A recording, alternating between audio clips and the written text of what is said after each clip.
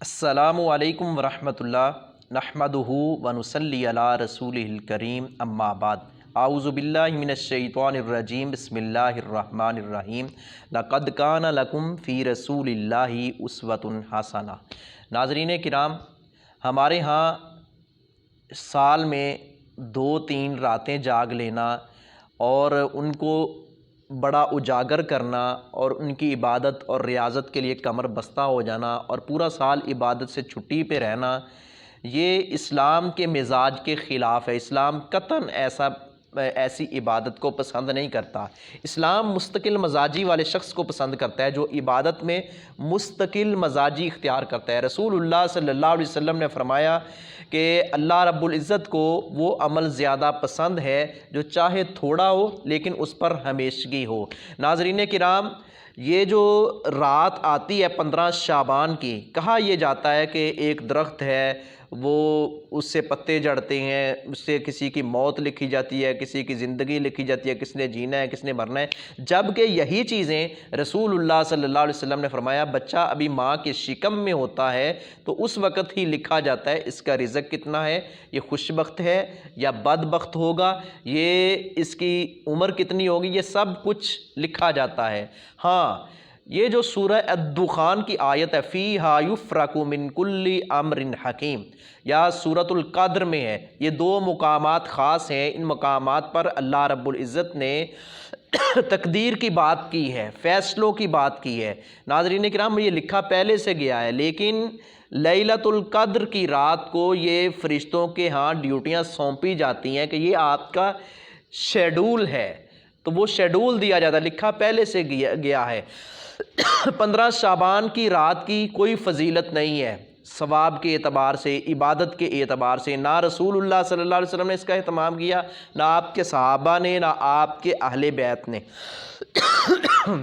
تو آپ صلی اللہ علیہ وسلم کی زندگی کو اللہ نے ہمارے لیے نمونہ، مثال اور آئیڈیل قرار دیا۔ لقد کان لکم فی رسول اللہ اسوۃ حسنہ، پیارے نبی صلی اللہ علیہ وسلم کی زندگی تمہارے لیے نمونہ ہے، یعنی آپ کی عبادت، آپ کی ریاضت، آپ کے شب و روز، آپ کی معیشت، آپ کی معاشرت، اسی کی ہم نے نقل کرنی ہے۔ اسی کی نقل کر کے ہی ہم کامیابی کا پروانہ حاصل کر سکتے ہیں، ہم سرخرو ہو سکتے ہیں۔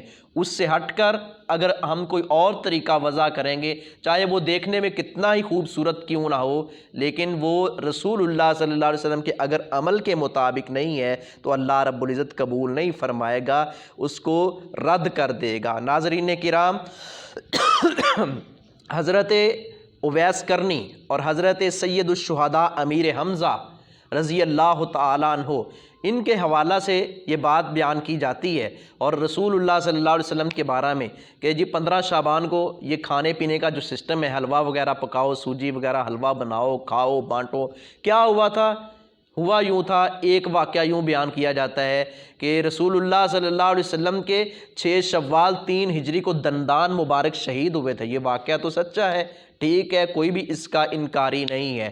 تو اس دن یہ سوجی اور حلوہ پکانا، یہ میٹھی چیزیں بانٹنا، اس کو ایک سنت یا دین کا حصہ قرار دیا گیا ہے، اور صدقہ خیرات، اور اس دن صدقہ خیرات جتنا بھی کیا جائے کم ہے اور ہمارے حق میں بہتر ہے، لیکن یاد رکھیں اس کے لیے دن کی تعیین اور دن کی تخصیص یہ شریعت نے جو کی ہے وہ تو قبول کی جا سکتی ہے، اپنی طرف سے نہیں۔ ہاں، کسی بھی رات، کسی بھی دن آپ صدقہ خیرات کریں، آپ کو ثواب برابر کا اور ایک جیسا ملے گا۔ ہاں، رمضان المبارک میں ثواب اور اجر زیادہ ملتا ہے، اور جو شریعت نے دن خاص کیے ہیں وہی خاص رہیں گے۔ ہم اپنی طرف سے کسی دن کو خاص نہیں کر سکتے عبادت کے اعتبار سے، ثواب کے اعتبار سے۔ تو رسول اللہ صلی اللہ علیہ وسلم کے دندان مبارک تو 6 شوال 3 ہجری کو شہید ہوئے، لیکن جہالت کی انتہا ہے۔ ہم تحقیق نہیں کرتے، ہم پڑھتے نہیں، ہم کتابوں کو کھنگالتے نہیں، ہم اہل علم کے پاس نہیں بیٹھتے۔ ہوتا یوں ہے کہ یہ تو 10 ماہ اور 20 دن بعد یہ 15 شعبان کو یہ حلوے کی یہ سوجتی ہے اور یہ پکایا جاتا ہے اور کھایا جاتا ہے۔ نام کیا دیا جاتا ہے؟ رسول اللہ صلی اللہ علیہ وسلم کے دندان مبارک شہید ہوئے تھے، ٹھیک ہے۔ اور دوسری روایت پیش کی جاتی ہے کہ حضرت امیر حمزہ رضی اللہ تعالیٰ عنہ کے حوالہ سے اسی طرح من گھڑت ایک روایت بنائی جاتی ہے، پیش کی جاتی ہے کہ جی اس دن اہتمام کرنا چاہیے حضرت امیر حمزہ رضی اللہ تعالیٰ عنہ کے حوالے سے، ان کی شہادت کے حوالہ سے یہ ہوا تھا وہ ہوا تھا۔ تو یہ سوجی حلوہ وغیرہ پکانا، میٹھی چیز کا اہتمام کرنا، حلوہ پوڑی بانٹنا، یہ سارا خرافات میں ہے۔ میں نے عرض کیا صدقہ خیرات جتنا بھی کریں ہمارے لیے بہتر ہے، لیکن رسم بنا لینا اور لوگوں کو دکھانے کے لیے کہ لوگ کیا کہیں گے انہوں نے کچھ پکایا نہیں، اللہ کے بندو ہمیں اللہ کی رضا کے لیے کوئی بھی نیکی کا کام کرنا چاہیے۔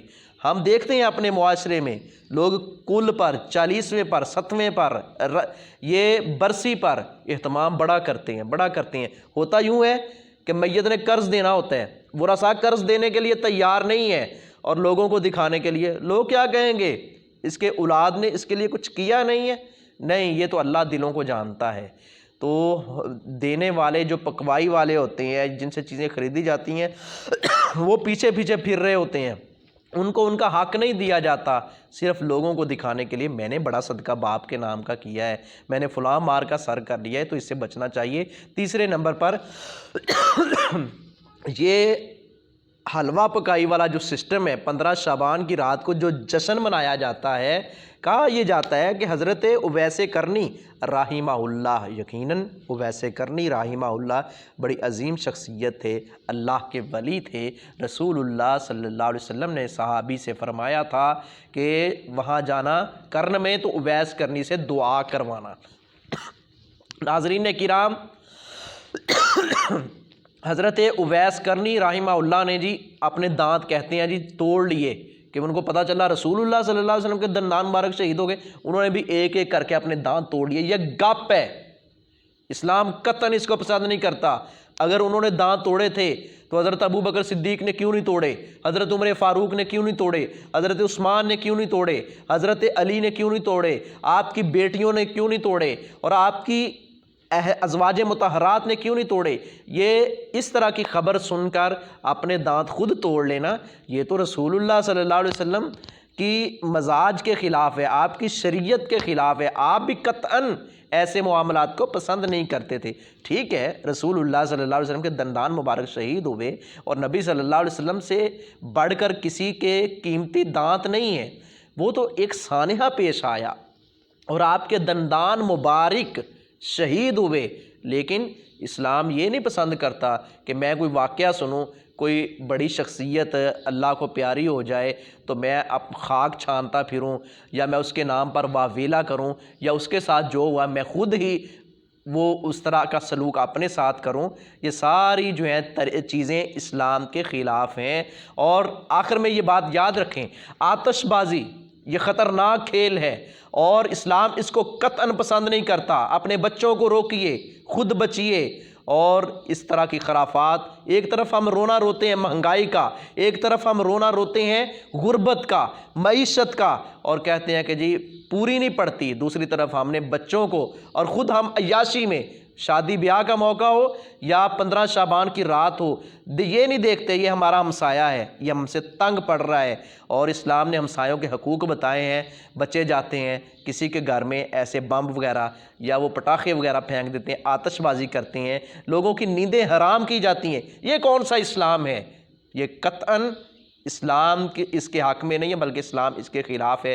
آخر میں یہ بات مسلمان کے لیے ہر رات شب برات ہے، مسلمان کے لیے ہر رات شب برات ہے جس میں وہ اللہ کی نافرمانی نہیں کرتا۔ شب برات کسے کہتے ہیں؟ یعنی جسے گناہوں سے، ایسی رات جس میں بندہ گناہوں سے پاک ہو جاتا ہے، اور وہ ایک خاص ہے، میں نے عرض کیا وہ رمضان المبارک کے آخری عشرے میں آتی ہے۔ تاک راتوں میں 21ویں، 23ویں، 25ویں، 27ویں، 29ویں، ان 5 راتوں میں تلاش کیا جائے، وہ بھی ہم نے صرف 27ویں کو جاگنے کا بس اہتمام کرتے ہیں، باقی کا اہتمام نہیں کرتے۔ ان راتوں کی فضیلت ہے، اس میں ہمیں شب بیداری کرنا ہوگی۔ 15 شعبان کی یا 27 رجب کی کوئی فضیلت رسول اللہ صلی اللہ علیہ وسلم نے بیان نہیں فرمائی۔ جو روایات ہیں وہ ضعیف ہیں، من گڑت ہیں، ہمیں ان سے بچنا ہوگا۔ اور اسی طرح میں نے عرض کیا کہ ہر رات شب برات تھے۔ کیسے؟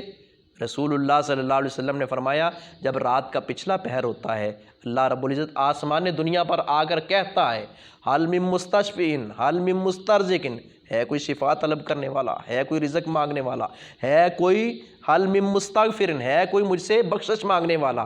تو ناظرین کرام اللہ کا دربار 24 گھنٹے کھلا ہے۔ آئیں ہم اللہ کے حضور جھکیں، اللہ کے حضور ہم توبہ تائب ہوں، اور ہم یہ رسمی جو شب بیداری ہے اس سے بچ کر ہم ان چیزوں کا اہتمام کریں جن کی رسول اللہ صلی اللہ علیہ وسلم نے تعلیم، ہم ان کا اہتمام نہیں کرتے۔ جیسے رسول اللہ صلی اللہ علیہ وسلم نے فرمایا، آپ نے فرمایا کہ رات کو عشاء کی نماز با جماعت پڑھنے والا اور صبح فجر کی نماز با جماعت پڑھنے والا اللہ اس کی ساری رات عبادت میں لکھ دیتا ہے۔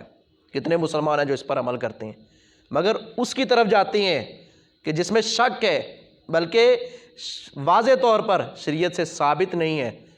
یہ ایسا مسئلہ میں نے جو عرض کیا ہے دنیا کی کوئی لیبارٹری اس کو غلط قرار نہیں دے سکتی۔ اسی طرح پیارے نبی صلی اللہ علیہ وسلم نے گزشتہ میں نے خطبے میں بھی یہ بات آپ نے سنی ہے بعض ناظرین نے، کہ نبی صلی اللہ علیہ وسلم نے فرمایا کہ جو فجر کی نماز پڑھے اور وہاں بیٹھا ذکر اذکار تسبیحات کرتا رہے اور اشراق پڑھے، اور اللہ رب العزت اسے ایک حج اور ایک عمرے کا ثواب عطا فرماتے ہیں۔ آپ نے 3 مرتبہ فرمایا پورا ثواب پورا ثواب پورا ثواب۔ اس کا کون اہتمام کرتا ہے؟ اس کا ہم اہتمام نہیں کرتے۔ اس طرح کی کئی ایک سنتیں ہیں، آپ نے چھوٹے چھوٹے اعمال پر اتنی بڑی بشارتیں سنائی ہیں جن کے سنت ہونے میں کوئی شک نہیں ہے، جن کو دنیا کی کوئی لیبارٹری ریجیکٹ نہیں کر سکتی، شک نہیں کر سکتی۔